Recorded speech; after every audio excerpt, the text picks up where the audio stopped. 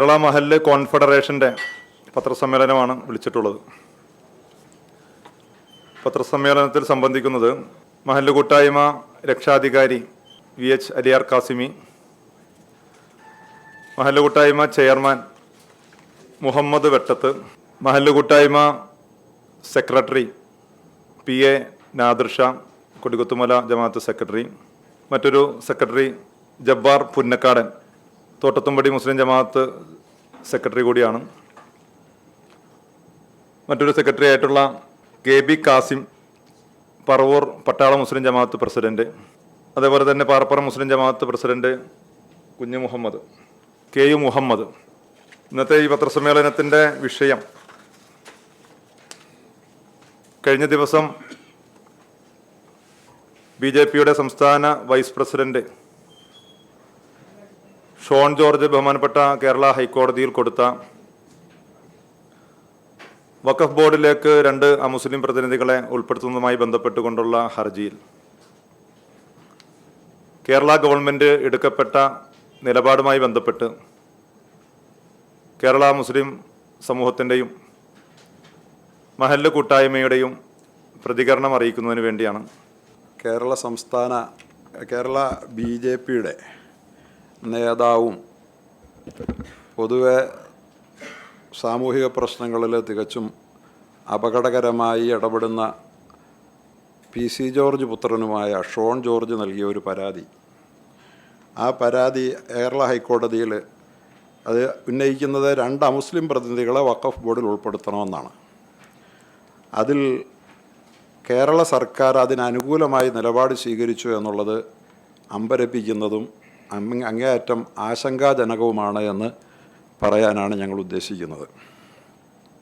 കാരണം വഖഫ് ബോർഡിൽ അമുസ്ലിം പ്രതിനിധികളെ ഉൾപ്പെടുത്തുക എന്നത് കേന്ദ്രത്തിലെ BJP ഗവൺമെൻറ്റിൻ്റെ വഖഫ് ഭേദഗതിയുടെ ഭാഗമായി അവർ വെച്ച നിർദ്ദേശമാണ്. കേന്ദ്ര BJP ഗവൺമെൻറ് ന്യൂനപക്ഷ വിരുദ്ധമാണ്, മുസ്ലിം വിരുദ്ധമാണ്, മുസ്ലിം പള്ളികൾ, മുസ്ലിം പ്രോപ്പർട്ടികളൊക്കെ തെറ്റായ വഴികളിലൂടെ പിടിച്ചെടുക്കുന്നതിന് നേതൃത്വം നൽകുന്ന മനോഭാവമുള്ളവരാണ് എന്ന് രാജ്യത്തെ മതേതര വിശ്വാസികൾക്കൊക്കെ നന്നായി അറിയാം. ഒരുപാട് പള്ളികൾ അതിൻ്റെ പേരിലുള്ള പ്രയാസങ്ങൾ അനുഭവിക്കുന്നു. ഇപ്പോൾ അടുത്ത കാലത്ത് കമാൽ മൗല മസ്ജിദ് അടക്കം ബാബരി മസ്ജിദ് പ്രശ്നം ഒക്കെ നമുക്കറിയാം. ഇങ്ങനെ പള്ളികൾ തച്ച് തകർക്കുകയും കയ്യേറ്റം ചെയ്യുകയും വഖഫ് പ്രോപ്പർട്ടികൾ പിടിച്ചെടുക്കാൻ വേണ്ടിയിട്ട് അതിനനുകൂലമായ നിയമ ഭേദഗതികൾ നടത്തുകയും ചെയ്ത കേന്ദ്ര ഗവൺമെൻറ്റിൻ്റെ ഏറ്റവും അപകടകരമായ ഒരു നിർദ്ദേശമായിരുന്നു 2 അമുസ്ലിമീങ്ങൾ നിർബന്ധമായും വഖഫ് ബോർഡിൽ ഉണ്ടാകണമെന്നുള്ളത്. അതിനെ ഇന്ത്യ രാജ്യത്തുള്ള മുഴുവൻ മുസ്ലിമീങ്ങളും അതിനോട് വിമർശിക്കുകയും വിയോജിക്കുകയും ചെയ്തതോടൊപ്പം പാർലമെൻറ്റിനകത്തും പുറത്തും മതേതര കക്ഷികളെല്ലാം അതിനെ ശക്തമായി ചോദ്യം ചെയ്തതാണ്. കാരണം ഇന്നോളം വഖഫ് ഭരണ സംവിധാനത്തിൽ അമുസ്ലിമീങ്ങളുടെ സാന്നിധ്യം രാജ്യത്തില്ലാത്തതാണ്. ഇപ്പോൾ അതുണ്ടാകേണ്ട എന്ത് പുതിയ സാഹചര്യമാണ് ഉണ്ടായത് എന്ന് മാത്രമല്ല, ഏതെങ്കിലും ഹൈന്ദവ അവിടെ പാർലമെൻറ്റിലൊക്കെ ഉയർത്തിയ ശക്തമായ ചോദ്യങ്ങളിൽ പ്രതിപക്ഷ നേതാവ് KC വേണുഗോപാൽ അടക്കമുള്ള കോൺഗ്രസ് ലീഡേഴ്സ്, കപിൽ സിബലിനെ പോലുള്ള ഇന്ത്യയിലെ ഏറ്റവും പ്രമുഖരായ നിയമജ്ഞരടക്കമുള്ളവർ ചോദിച്ചത് തിരുമല, തിരുപ്പതി ദേവസ്ഥാനമടക്കമുള്ള ഹൈന്ദവ ക്ഷേത്രങ്ങളുണ്ട്, അവിടെ 2 അമുസ്ലിമീങ്ങളെ വെക്കണമെന്ന് പറഞ്ഞാൽ ഹിന്ദുക്കൾക്ക് സ്വീകാര്യമാകുമോ? അതുപോലെ തന്നെ ഗുരുദ്വാരകളിൽ സിഖുകാർക്ക് സ്വീകാര്യമാകുമോ? അതുപോലെ ചർച്ച് പ്രോപ്പർട്ടികളിൽ അത് ക്രിസ്ത്യാനികൾക്ക് സ്വീകാര്യമാകുമോ? ഇല്ലാത്തത് പിന്നെ എങ്ങനെ മുസ്ലിമീങ്ങൾക്ക് മാത്രം നിങ്ങൾക്ക് നടപ്പാക്കാൻ കഴിയുമെന്ന ചോദ്യം ഉയർത്തുകയും അതിനുത്തരമില്ലാതെ ഗവൺമെൻറ് വളരെ വിഷമവൃത്തത്തിലാവുകയും ചെയ്തതൊക്കെ നമ്മുടെ രാജ്യം കണ്ടതാണ്. കേരളത്തിലാണെങ്കിൽ കേരളത്തിലെ മുൻ ഗവൺമെൻറ് അതിനെതിരിൽ സുപ്രീം കോടതിയിലല്ലേ കേസ് പോയിട്ടുള്ളത് അല്ലേ? സുപ്രീം കോടതിയിൽ അതിനെ വിയോജിച്ചുകൊണ്ട് പരാതി നൽകിയിട്ടുള്ളതാണ്. തമിഴ്നാട് ഗവൺമെൻറ്റും അതുപോലെ അതിൽ വിയോജിച്ചുകൊണ്ട് കേസിന് പോയിട്ടുള്ളതാണ്. ഇതൊക്കെയാണ് മതേതര സമൂഹത്തിൻ്റെ നിലപാടെന്നിരിക്കെ വളരെ കേരളത്തിലെ അപകടകാരിയായ ഒരു BJP നേതാവ് 2 അമുസ്ലിമീങ്ങളെ വഖഫ് ബോർഡിൽ ഉൾപ്പെടുത്തണമെന്ന് ആവശ്യപ്പെട്ടൊരു പരാതി കൊടുത്ത ഉടനെ കേരളത്തിലെ ഒരു മതേതര ഗവൺമെൻറ്, നമ്മളൊക്കെ പ്രതീക്ഷയോടുകൂടി അധികാരത്തിലെത്തിച്ച മതേതര ഗവൺമെൻറ് അതിന് പൂർണ്ണമായും അനുകൂലമായ ഒരു നിലപാടെടുത്തു എന്നത് തികച്ചും ആശങ്കാജനകമാണ്. ആശങ്ക ഈ വിഷയത്തിൽ എല്ലാ മുസ്ലിം സംഘടനകൾക്കും ഉള്ളതാണ്. സമസ്ത അടക്കമുള്ള മുഖ്യധാര മുസ്ലിം സംഘടനകൾക്കൊക്കെ ഉള്ളതാണ്. ഞാൻ വിചാരിക്കുന്നു കേരളത്തിലെ ഭരണകക്ഷിയുടെ ഭാഗമായ മുസ്ലിം ലീഗിനും ഈ നിലപാടിനോട് യോജിക്കാനാകുമെന്ന് ഞാൻ കരുതുന്നില്ല. എങ്ങനെയാണ് അവർക്ക് സാധ്യമാവുക? എന്നല്ല, കോൺഗ്രസിൻ്റെ ദേശീയ നിലപാട് ഇതിനെതിരാണ്. പിന്നെ എങ്ങനെ കോൺഗ്രസ് നേതൃത്വം നൽകുന്ന മുസ്ലിം ലീഗ് കൂടി ഉൾപ്പെട്ട ഒരു ഗവൺമെൻറ്, അതിൻ്റെ അഡ്വക്കേറ്റ് ജനറൽ ഇതിനനുകൂലമായി ഹൈക്കോടതിയിൽ സത്യവാങ്മൂലം നൽകി, അഫിഡവിറ്റ് നൽകി എന്നത് ഒരു നിലയ്ക്കും ഉത്തരം കിട്ടാത്ത ഒരു ദുരൂഹതയെ അവശേഷിക്കുകയാണ്. BJPയുടെ താല്പര്യം സംരക്ഷിക്കുകയാണോ കേരളത്തിലെ ഒരു മതേതര ഗവൺമെൻറ്റിൻ്റെ ബാധ്യത, ഉത്തരവാദിത്വം എന്ന വലിയൊരു ചോദ്യം ഇവിടെ ഉയരുകയാണ്. അതുകൊണ്ട് എന്തെങ്കിലും സാങ്കേതികതയാണ് അവരതിനെ പ്രേരിപ്പിച്ചതെങ്കിൽ അത് തിരുത്തി എത്രയും പെട്ടെന്ന് ആ നിലപാടിൽ നിന്ന് പിന്തിരിയുകയും ഒരിക്കലും വഖഫ് പ്രോപ്പർട്ടികൾ പിടിച്ചെടുക്കാനുള്ള വളരെ ഗൂഢമായ അജണ്ടയുടെ ഭാഗമായി BJP ഗവൺമെൻറ് നടപ്പാക്കുന്ന ഈ ഭേദഗതിയിൽ ഏറ്റവും അപകടകരമായ ഈ വ്യവസ്ഥയെ, ഇനിയിപ്പോൾ നാളെ ഇത് അംഗീകരിക്കപ്പെട്ടാൽ എല്ലാ പള്ളി കമ്മിറ്റികളിലും നാട്ടിലുള്ള 2 ഹിന്ദുക്കൾ കൂടി വേണമെന്ന് പറഞ്ഞാൽ ഇതിന് ചുവടുപിടിച്ച് പല അപകടകരമായതും സമൂഹത്തിൽ സ്പർദ്ധയ്ക്കിടയാകുന്ന ഒരുപാട് നിയമങ്ങൾ ഇതിൻ്റെ ചുവടുപിടിച്ച് വരാൻ സാധ്യതയുണ്ട്. ബാബരി മസ്ജിദിൻ്റെ വിധിയിൽ നമ്മളൊക്കെ ക്ഷമിച്ചപ്പോൾ അതോടുകൂടി ആ പ്രശ്നങ്ങൾ കെട്ടടങ്ങുമെന്ന് കരുതിയിടത്ത് വീണ്ടും വീണ്ടും പള്ളികൾ നോട്ടമിടപ്പെടുകയും വേട്ടയാടപ്പെടുകയും ഒക്കെ ചെയ്യുന്ന ഒരു പ്രവണത തന്നെ നമ്മുടെ രാജ്യത്ത് രൂപാന്തരപ്പെട്ടത് നമ്മൾ കാണുന്നുണ്ട്. അതുകൊണ്ട് ഇതൊരു വലിയ അപകടകരമായ നിർദ്ദേശമാണ്. അതിനെ അതിശക്തമായ നിലയിൽ കേരളത്തിൻ്റെ ഗവൺമെൻറ്റും തമിഴ്നാട് ഗവൺമെൻറ്റുമൊക്കെ അതിനെ ചോദ്യം ചെയ്തിട്ടുള്ള കേസ് നിലനിൽക്കെ ഇങ്ങനെ ഒരു സത്യവാങ്മൂലം കൊടുത്തത് ഹൈക്കോടതിയിൽ കൊടുത്തു. പുതിയ വാർത്തയിൽ വരുന്നത് സുപ്രീം കോടതിയിലും അതിന് അനുകൂലമായ നിലയിലുള്ള സത്യവാങ്മൂലം കേരള ഗവൺമെൻറ് കൊടുത്തു എന്നാണ്. ഇത് ഒട്ടും പ്രതീക്ഷിക്കാത്തതും മതന്യൂനപക്ഷങ്ങളെയും മുഴുവൻ മതേതര വിശ്വാസികളെയും ഞെട്ടിക്കുന്നതുമാണ്. BJP ഭരിക്കുന്ന ഒരു ഗവൺമെൻറ്റിന് മാത്രമേ ഇതുപോലെ ചെയ്യാൻ കഴിയൂ എന്ന വളരെ പ്രയാസകരമായ ഒരു സ്ഥിതിവിശേഷം നമ്മുടെ കേരളത്തിൽ സംജാതമായിരിക്കുകയാണ്. അതാണ് ഈ പത്രസമ്മേളനത്തിലൂടെ ഞങ്ങൾ ലോകത്തെ അറിയിക്കാൻ ആഗ്രഹിക്കുന്നത്. കേരള മഹല്ല് കോൺഫെഡറേഷൻ്റെ രക്ഷാധികാരി ഹ്രസ്വമായിട്ടെങ്കിലും വിശദമായി വിവരിച്ച വിഷയങ്ങൾക്കപ്പുറം ഈ പ്രസ്ഥാനത്തിൻ്റെ ചെയർമാൻ എന്ന നിലക്ക് പ്രത്യേകിച്ച് എനിക്ക് ഒന്നും തന്നെ ഈ വേദിയിൽ പറയാനില്ല. നമുക്കറിയാം 2014 മുതൽ നമ്മുടെ രാജ്യത്തിൻ്റെ ഭരണ സംവിധാനം രാഷ്ട്രീയ സ്വയംസേവക് സംഘ് എന്ന പ്രസ്ഥാനത്തെപ്പറ്റി പഠിച്ചിട്ടുള്ള എല്ലാവർക്കും കൃത്യമായി അറിയാവുന്നതുപോലെ തന്നെ അതിൻ്റെ നടപടി നിയമക്രമങ്ങളെല്ലാം അടിസ്ഥാനപരമായി ഒന്നാമതായിട്ട് മുസ്ലിംകളും, രണ്ടാമതായിട്ട് ക്രൈസ്തവരും, മൂന്നാമതായിട്ട് കമ്മ്യൂണിസ്റ്റുകളും എന്ന ബെഞ്ച് ഓഫ് തോട്ട്സിൽ അടയാളപ്പെടുത്തി എടുത്തു പറഞ്ഞിട്ടുള്ള ആ നിയമം കൃത്യമായി ഒരു സ്പെല്ലിംഗ് മിസ്റ്റേക്ക് പോലും വരാതെ കഴിഞ്ഞ 2014 മുതൽ ഇവിടെ നടപ്പായി വരികയാണ്.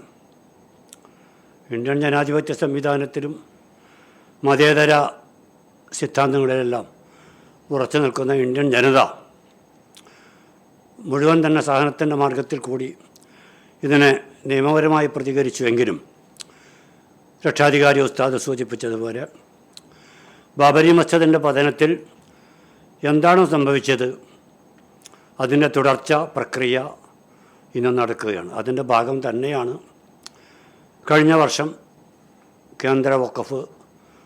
കേന്ദ്ര സർക്കാർ വഖഫ് നിയമം പാസ്സാക്കിയത് ഭേദഗതികളോടെ. 2 അംശങ്ങളെ അതിൽ ചേർക്കുക എന്നത് വഖഫിൻ്റെ ഇസ്ലാമിക വിധിക്ക്, ശരീഅത്ത് വിധിക്ക് കൃത്യമായും വിരുദ്ധമാണ്. അതുകൊണ്ട് തന്നെ അത് മുസ്ലിങ്ങൾക്ക്, വിശ്വാസികളായ മുസ്ലിങ്ങൾക്ക് ഉൾക്കൊള്ളാൻ ബുദ്ധിമുട്ടുണ്ട് എന്നുള്ളത് മാത്രമല്ല, വഖഫ് എന്ന് പറയുന്ന വിഷയത്തെ സംബന്ധിച്ച് അത് മുസ്ലിംകൾക്ക് മാത്രമല്ല ഇന്ത്യ രാജ്യത്തുള്ള ഭരിക്കുന്ന സർക്കാരിനെല്ലാം അറിയാം എന്താണ് വഖഫ് എന്താണ്, എന്തല്ല എന്ന്. അത് ഇവിടുത്തെ നമുക്കറിയാവുന്നതുപോലെ ഇവിടുത്തെ മുസ്ലിം മതവിഭാഗത്തിൻ്റെ ഇസ്ലാമിക അടിത്തറയിൽ രൂപം കൊടുത്തിട്ടുള്ള ഒന്നാണ് വഖഫ്.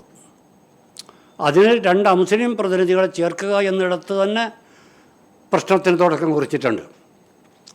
തുറന്നു പറയട്ടെ, വരാനിരിക്കുന്ന ഭാവിയിൽ ഇവിടെ ഇന്ത്യ രാജ്യത്തുള്ള അറിയപ്പെടുന്ന ശ്രേഷ്ഠമായ ദർഗാ ഷരീഫുകൾ, മുസ്ലിം മസ്ജിദുകൾ, നിരവധി മുസ്ലിംകളുടെ വിശ്വാസ പ്രമാണങ്ങളുമായി ബന്ധപ്പെട്ട ആരാധനാലയങ്ങൾ, ഇതിലെല്ലാം ഈ 2 പ്രതിനിധികൾ സംസ്ഥാന വഖഫ് ബോർഡിൽ വന്നാൽ അവർക്ക് എന്തൊക്കെ പറയാം, എന്തൊക്കെ പറഞ്ഞുകൂടാ, എവിടെയൊക്കെ ദൈവങ്ങളെ കണ്ടെത്താം, എവിടെയൊക്കെ ആരാധനാലയങ്ങളെ കണ്ടെത്താം, നമുക്കറിയാം. അതിനൊന്നും ഞാൻ വിശദീകരിച്ച് പോസ്റ്റ്മോർട്ടം ചെയ്യുന്നില്ല.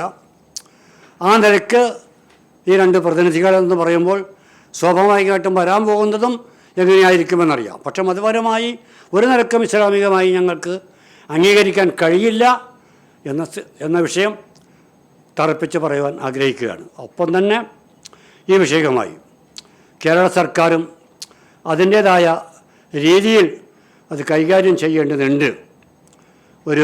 ഈ കേരള സർക്കാരിൽ മുസ്ലിം പ്രാതിനിധ്യത്തോടു കൂടിയ ഒരു പങ്കാളിത്തം ഉറപ്പുള്ള സ്ഥിതിക്ക് വസ്തുതകൾ കൃത്യമായിട്ടും അവർക്കും അറിയാമെന്ന് തന്നെയാണ് നേരത്തെ രക്ഷാധികാരി ഉസ്താദ് പറഞ്ഞതുപോലെ ഞങ്ങളുടെയും വിശ്വാസം. ഇസ്ലാമികമായി വിവരമുള്ള പണ്ഡിതന്മാരെല്ലാമുള്ള ഒരു വലിയ പ്രസ്ഥാനമാണത്. പക്ഷേ എവിടെയോ എന്തൊക്കെയോ ഇവിടെ സംഭവിച്ചുകൊണ്ടിരിക്കുന്നു എന്നുള്ള നിർഭാഗ്യകരമായ അവസ്ഥ നമ്മുടെ രാജ്യത്ത് നിലവിലുണ്ട്. ഇത് മാധ്യമ സഹോദരങ്ങളുടെയും മാധ്യമങ്ങളുടെയും പൂർണ്ണമായ പിന്തുണ ഈ വിഷയത്തിൽ ഈ സമുദായം ആഗ്രഹിക്കുന്നുണ്ട്. അത് ഇവിടെ മാത്രമല്ല, ഇന്ത്യ മഹാരാജ്യത്ത് മുഴുവൻ തന്നെ നടക്കുന്ന ജനാധിപത്യ വിരുദ്ധവും മതേതര വിരുദ്ധവുമായ ഇത്തരം സമീപനങ്ങൾ മാധ്യമങ്ങൾ ശക്തമായി പ്രതിഷേധിക്കേണ്ടതുണ്ട്. ആ നീതി അറിയിക്കുന്ന അളവിൽ ഞങ്ങൾക്ക് കിട്ടുന്നില്ല എന്ന പരാതിയും ഞങ്ങൾക്കില്ലാതെയില്ല. കൂട്ടത്തിൽ അതും കൂടി ചേർത്ത് പറയുവാൻ ആഗ്രഹിക്കുകയാണ്. എങ്കിലും മാധ്യമ സഹോദരങ്ങളുടെ ഇന്ത്യ രാജ്യത്ത് അവരുടെ സഹായങ്ങളും പ്രോത്സാഹനങ്ങളും കൃത്യമായി നമുക്ക് കിട്ടിക്കൊണ്ടിരിക്കുന്നുണ്ട്. ഈ 2 അമുസ്ലിം സുഹൃത്തുക്കളെ ചേർത്ത വിഷയത്തെ തന്നെ ഇവിടുത്തെ മാധ്യമ സഹോദരങ്ങളിൽ അമുസ്ലിം സഹോദരങ്ങളും അമുസ്ലിം മാധ്യമ സുഹൃത്തുക്കളും തന്നെയാണ് മുൻപോട്ട് വന്ന് ചേർത്ത് നിന്നിട്ടുള്ളത് എന്നത് അഭിമാനപൂർവ്വം കൃതജ്ഞതാപൂർവ്വം ഓർക്കുവാൻ കൂടി ഞാൻ നേരത്തെ മാധ്യമങ്ങളെ സംബന്ധിച്ച് പറഞ്ഞ കൂട്ടത്തിൽ എടുത്തു പറയാൻ ആഗ്രഹിക്കുകയാണ്. ഇപ്പോഴും അവരെ തന്നെ പരമ്പമാക്കാൻ ഞങ്ങൾ ആഗ്രഹിക്കുകയാണ്.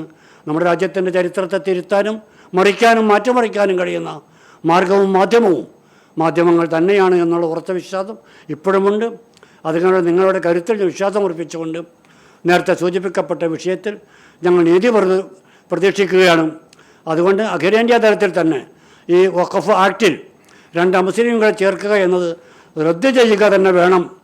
അതിന് നീതിന്യായത്തിൻ്റെ അടിസ്ഥാനത്തിൽ ഇവിടുത്തെ മതസംഘടനകളെല്ലാം സുപ്രീം കോടതി പോയിട്ടുണ്ട്, ഉത്തരവാദപ്പെട്ട മതസംഘടനകളെല്ലാം പോയിട്ടുണ്ട്. അതിൽ ഇവിടെ കേരളത്തിൽ ഭരണത്തിൽ പങ്കാളികളായിരിക്കുന്ന മുസ്ലിം ലീഗ് ഉൾപ്പെടെയുള്ളവർ പോയിട്ടുണ്ട് എന്നുള്ളതാണ് നമുക്കറിയാൻ കഴിഞ്ഞിട്ടുള്ള വസ്തുത. ഈ നിലയ്ക്കെല്ലാം കാര്യങ്ങളെ മനസ്സിലാക്കി ഞങ്ങളെ സഹകരിക്കണമെന്നും വളരെ വിനയപൂർവ്വം അഭ്യർത്ഥിച്ചുകൊണ്ട് വാക്കുകൾ ചുരുക്കട്ടെ.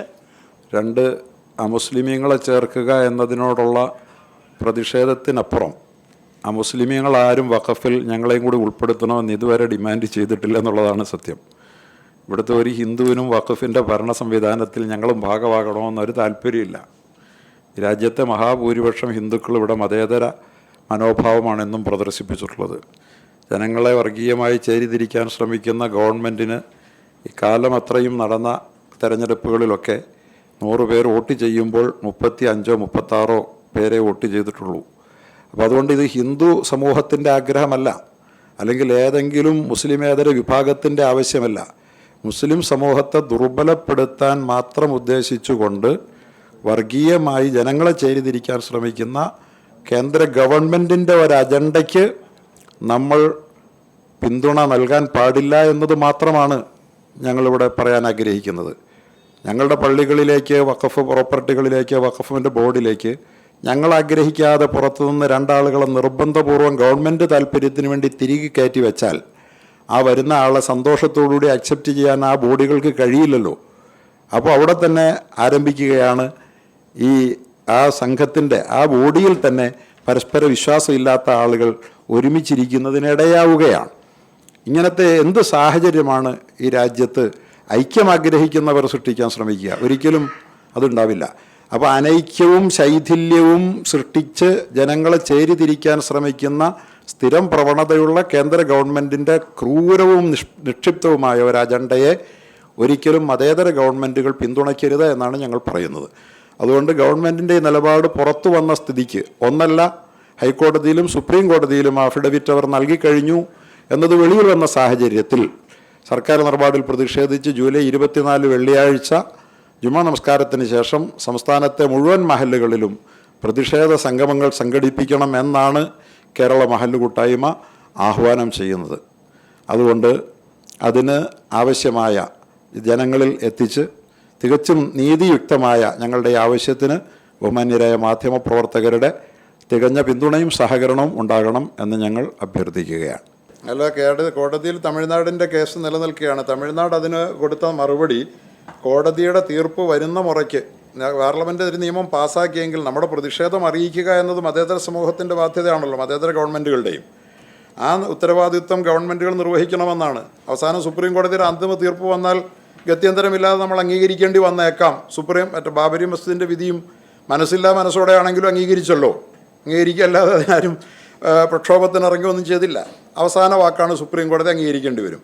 പക്ഷേ അവിടെ ഗവൺമെൻറ്റുകൾക്ക് കേസ് പോകാൻ അവകാശമുണ്ടെന്നുള്ള നിയമപരമായ പഴുതുപയോഗപ്പെടുത്തിക്കൊണ്ട് കേരളത്തിൻ്റെ ഗവൺമെൻറ്റും തമിഴ്നാട് ഗവൺമെൻറ്റും കേസ് നടത്തിക്കൊണ്ടിരിക്കുക. സുപ്രീം കോടതിയുടെ തീർപ്പ് വരുന്നതിന് മുമ്പ് ഞങ്ങൾക്ക് പരാതിയില്ല എന്നൊരു ഗവൺമെൻറ് അഭിപ്രായപ്പെടാൻ പാടില്ലെന്നാണ് ഞങ്ങൾ പറയുന്നത്. എങ്കിൽ LDF സർക്കാർ അങ്ങനെ ചെയ്തെങ്കിൽ അത് തെറ്റെന്നാണ് അതിനർത്ഥം. ആ തെറ്റ് ഞങ്ങൾ ചെയ്യാൻ, അപ്പോൾ LDF സർക്കാരിൻ്റെ എല്ലാ തെറ്റുകളും ചെയ്യാൻ വേണ്ടി വന്ന സർക്കാർ എന്നാണോ നമ്മുടെ മുഖ്യമന്ത്രി അവകാശപ്പെടുന്നത്? അത് തെറ്റാണല്ലോ. അങ്ങനെ ചെയ്തിട്ടുണ്ടോ എന്ന് എനിക്കറിയില്ല. കേസ് ഉണ്ടെങ്കിൽ അതും തെറ്റാണ്.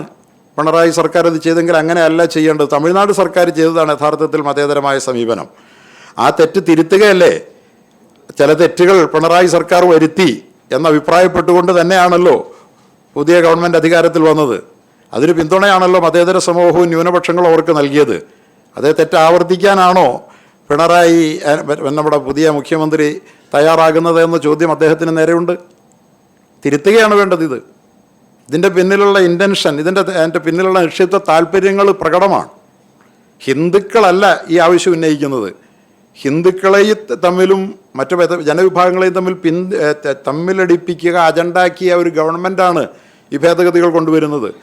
അതുകൂടി കാണാതെ പോകാൻ കഴിയുമോ മതേതര സമൂഹത്തിനെന്നാണ് ഞങ്ങളുടെ ചോദ്യം. ഇത് വന്നാലുണ്ടാകുന്ന പ്രത്യാഘാതങ്ങൾ എത്ര ദൂരവ്യാപകമായിരിക്കും? അതൊക്കെ കാണേണ്ട ബാധ്യത കോൺഗ്രസിൻ്റെ നിലപാടും ഇതല്ല. ദേശീയ തലത്തിൽ കോൺഗ്രസ് നേതൃത്വം നൽകുന്ന കേരള ഗവൺമെൻറ്റിനും അതിൻ്റെ മുഖ്യമന്ത്രിക്കും ഇല്ലേ എന്നാണ് ഞങ്ങളുടെ മറിച്ചുള്ള ചോദ്യം. കഴിയുന്നതാണല്ലോ തമിഴ്നാട് സർക്കാർ ചെയ്തുകൊണ്ടിരിക്കുന്നത്. തമിഴ്നാട് സർക്കാർ അതിന് കൊടുത്ത മറുപടി അത് തന്നെയാണ്. അവിടെ തീർപ്പ് വരട്ടെ, ഞങ്ങൾ അതിനെ എതിർത്തുകൊണ്ട് സുപ്രീം കോടതിയിൽ കേസിന് പോയിരിക്കുകയാണ്. അതിൻ്റെ തീർപ്പ് വരുന്നത് അതിനനുസരിച്ച് ഞങ്ങളുടെ നടപടികൾ ഇംപ്ലിമെൻറ്റ് ചെയ്യുമെന്ന് പറഞ്ഞിട്ടുണ്ട്. അങ്ങനെ തീർപ്പ് വന്നു. രണ്ടാം മുസ്ലിമുകൾ ഉൾപ്പെടുത്തിയ തീരു ഞാൻ പറഞ്ഞല്ലോ. അത് സുപ്രീം കോടതി പറഞ്ഞാൽ പിന്നെ അതിനപ്പുറത്ത് ഗവൺമെൻറ് എന്തെങ്കിലും ചെയ്തു, പാർലമെൻറ്റ് പാസ്സാക്കിയ ഒരു നിയമത്തെ കേരള ഗവൺമെൻറ് അട്ടിമറിക്കണമെന്നോ വെല്ലുവിളിക്കണമെന്നോ ഒന്നും പറയാൻ ഞങ്ങൾക്ക് കഴിയാതെ പോകും. അത് അപ്പോഴത്തെ സാഹചര്യമാണ്. ഇപ്പോഴാ സാഹചര്യം നിലവിലില്ല എന്നാണ് ഞങ്ങൾ പറയുന്നത്. ഞങ്ങൾ അനുകൂലമാണെന്നല്ലേ നിലപാട് കൊടുക്കുന്നത്. ഇത് ഒപ്പീനിയൻ കൂടിയാണല്ലോ. അതെ, അല്ല, അതിലാണ് ഞങ്ങളുടെ പ്രതിഷേധം. അതിലെ പ്രതിഷേധം പ്രകടിപ്പിക്കാനാണ്. കാരണം ഇപ്പോൾ സർക്കാർ അത്രയും ചെയ്യാൻ ബാധ്യസ്ഥരല്ല. സർക്കാരിന് സുപ്രീം കോടതിയിൽ കേരള സർക്കാരിൻ്റെ കേസ് സുപ്രീം കോടതിയിൽ നിലനിൽക്കുന്നില്ലേ? ഉള്ളതുകൊണ്ടാണല്ലോ. അതെ. അപ്പം നിലപാടാണ് സർക്കാർ പറയുന്നത്. നിലപാട് അങ്ങനെ ആകാൻ പാടില്ല. ഞങ്ങൾക്ക് അതിനോട് വിയോജിപ്പുണ്ട് എന്ന് കേരള സർക്കാരിന് പറയാനുള്ള അവസരം അവർ ഉപയോഗപ്പെടുത്തിയിട്ടില്ല. അത് മതേതര സമൂഹത്തിൻ്റെ വിയോജിപ്പാണ്, മുസ്ലിം സമൂഹത്തിൻ്റെ മൊത്തത്തിലുള്ള വിയോജിപ്പാണ്. അതിനെ എന്തുകൊണ്ട് അവഗണിക്കുന്നു എന്നാണ് ചോദ്യം. പറഞ്ഞതിൽ നിന്നും വസ്തുതകളൊക്കെ നമുക്ക് എല്ലാവർക്കും മനസ്സിലായി കഴിഞ്ഞതാണല്ലോ. നമുക്കറിയാം, നമ്മുടെ രാജ്യം ഒരു ജനാധിപത്യ രാജ്യമാണ്, മതേതരത്വ രാജ്യവുമാണ്. നമ്മുടെ ഭരണഘടന അതേ അർത്ഥത്തിൽ തന്നെ ഇപ്പോൾ നിലവിലുമുണ്ട്. അതുകൊണ്ട് ഭൂരിപക്ഷ ഒരു പാർലമെൻറ്റ് നിയമനിർമ്മാണ സഭയിൽ ഭൂരിപക്ഷ അഭിപ്രായ പ്രകാരം പാസ്സാക്കപ്പെട്ടു പോയി എങ്കിൽ പോലും ഒരു ജനാധിപത്യ പ്രക്രിയയെ ആധികാരികമായിട്ട് പഠിച്ചിട്ടുള്ള വായിച്ചിട്ടുള്ള ആർക്കും അറിയാം എന്താണ് ഡെമോക്രസി, എന്താണ് സെക്കുലറിസം എന്നൊക്കെ പഠിച്ചാൽ ഒരു സർക്കാർ പാസ്സാക്കി പോകുന്ന ഒരു നിയമം അത് അന്തിമമാണ്, ആ വിധിക്ക് മാറ്റമില്ല എന്ന അർത്ഥത്തിൽ നമുക്ക് ചിന്തിച്ചുകൂടാ. മുസ്ലിംകളെ വഖഫ് ബോർഡിൽ നിയോഗിക്കാൻ വേണ്ടി ഇപ്പോൾ ഭരിക്കുന്ന സർക്കാർ ഒരു തീരുമാനം എടുത്തു എന്നതുകൊണ്ട് ആ തീരുമാനത്തിൽ നിന്നും പുനഃപരിശോധന ചെയ്യാൻ ആ സർക്കാരിന് കഴിയില്ല എന്ന അർത്ഥത്തിൽ ആരെങ്കിലും ചിന്തിക്കുന്നുവെങ്കിൽ അത് ജനാധിപത്യ സംവിധാനത്തോട് ചേർന്നതാണോ എന്ന് നമ്മൾ ചിന്തിക്കേണ്ടതുണ്ട്. മാറ്റാനും മറിക്കാനുമുള്ള അധികാരം ജനാധിപത്യത്തിനുണ്ട്. അതാണല്ലോ ജനങ്ങളുടെ ആധിപത്യമെന്ന അർത്ഥത്തിലുള്ള ജനാധിപത്യം. ജനാധിപത്യത്തിന് തന്നെ നമുക്കറിയാമല്ലോ എത്രയോ വ്യാഖ്യാനങ്ങളുണ്ട്. സെക്കുലറിസത്തിനില്ലേ? സെക്കുലറിസത്തെ വ്യാഖ്യാനിച്ചുകൊണ്ട് നെഹ്റുവിനെ പോലുള്ള മഹാന്മാർ ഇന്ത്യയെ കണ്ടെത്തണമെന്നുള്ള പുസ്തകത്തിലൊക്കെ പറഞ്ഞിട്ടുള്ളത് സെക്കുലറിസം മതേതരത്വം വ്യാഖ്യാനിച്ചാൽ മതനിഷേധത്തെ ചെന്നെത്തും. സെക്കുലറിസത്തിൻ്റെ അന്തിമ വിശകലനം നെഹ്റുവിന് അവലോകനത്തിൽ വായിക്കാൻ പറ്റും. അപ്പോൾ ഈ ജനാധിപത്യവും സെക്കുലറിസവും ഒക്കെ നമുക്ക് വിചിന്തനം ചെയ്യാവുന്നതാണ്.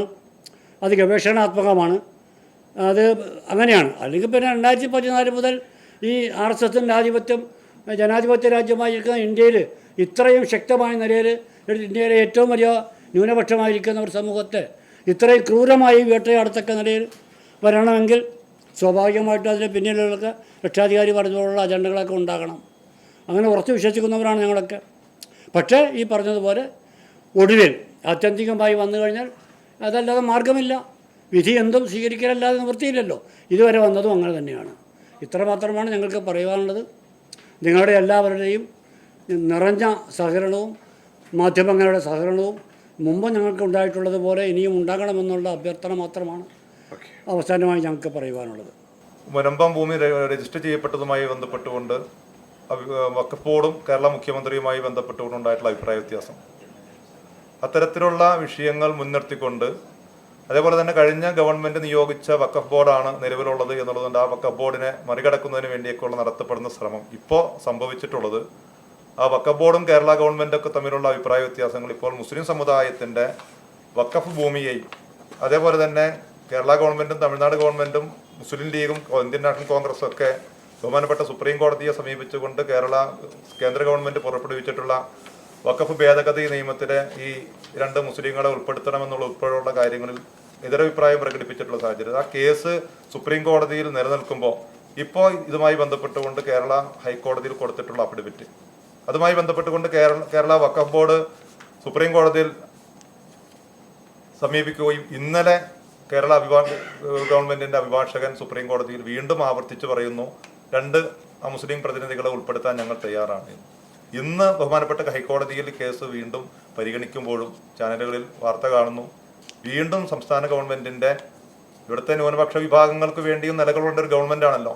ഇവിടുത്തെ മുസ്ലിം സമുദായത്തിൻ്റെ പൂർവികർ അവരുടെ അധ്വാനത്തിൻ്റെ വിയർപ്പിൻ്റെ അംശം കൊണ്ട് അവർ പള്ളികൾക്കും ദർഗകൾക്കും അതേപോലെ തന്നെ അനാഥാലയങ്ങൾക്കൊക്കെ കൊടുത്തിട്ടുള്ള ഭൂമി നഷ്ടപ്പെട്ടു പോകുന്ന രീതിയിൽ കേന്ദ്ര ഗവൺമെൻറ് പുറപ്പെടുവിച്ചിട്ടുള്ള ആ നിയമത്തെ പിന്തുണക്കുന്ന നിലയിൽ കേരളത്തിൻ്റെ ഗവൺമെൻറ് സ്വീകരിച്ചിട്ടുള്ളത് അത് മുസ്ലിം സമുദായത്തിൻ്റെ ആ പ്രതിഷേധം അറിയിക്കുക എന്നുള്ളതാണ്. ആ നിലപാടിൽ നിന്ന് ഗവൺമെൻറ് പിന്തിരിയുക എന്നുള്ളതാണ് ഈ പത്രസമ്മേളനത്തിൻ്റെയും ഇതുമായി ബന്ധപ്പെട്ടുകൊണ്ടുള്ള പ്രതിഷേധങ്ങളുടെയും